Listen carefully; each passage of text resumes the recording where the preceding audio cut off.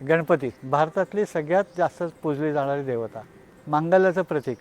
ही प्रत्यक्ष देवता ही पार्थिव देवता आहे. दुर्गादेवी आणि गणपती हे पार्थिव असतात. पार्थिव म्हणजे काय, तर तिथे सजीव तयार करायचा, मातीची मूर्ती करायची, त्यात प्राणप्रतिष्ठा करायची आणि तिच्या मदतीने जमिनीची सुपीकता वाढवायची, असा मूळ हेतू. मग याला वरदविनायक, अष्टविनायक, गणपती अशी वेगळी नावं आहेत. ही शेतातल्या मातीची तयार करायची आदल्या दिवशी. ती शेतातली माती जी आहे ती थोडी चिकट पाहिजे.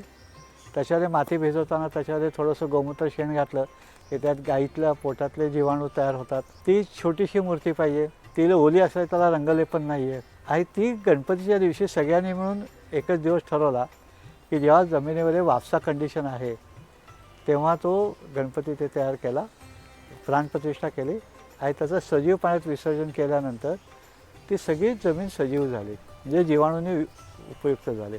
तर ही गणपतीची मूर्ती छोटी पाहिजे, तिला आकार उकार शक्य तेवढा प्रयत्न करायचा देण्याचा. त्याच्यासाठी आपल्या डोळ्यासमोर आदर्श ठेवले अष्टविनायकातले गणपती.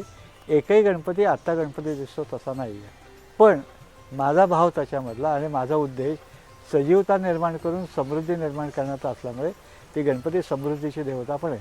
आणि मग तिला जी पत्री आहे ती पत्री परिसंस्थेची बायोडायव्हर्सिटी आहे, आरोग्यासाठी आहे, जमिनीच्या आणि वातावरणाच्या.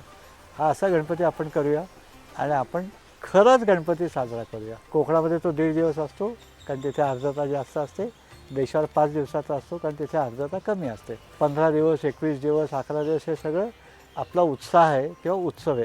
गणपती उत्सव आहे हे मान्य, पण प्रत्यक्षामध्ये ती समृद्धीची देवता आहे. ती समृद्धी निर्माण करण्याचा प्रयत्न आपण करूया.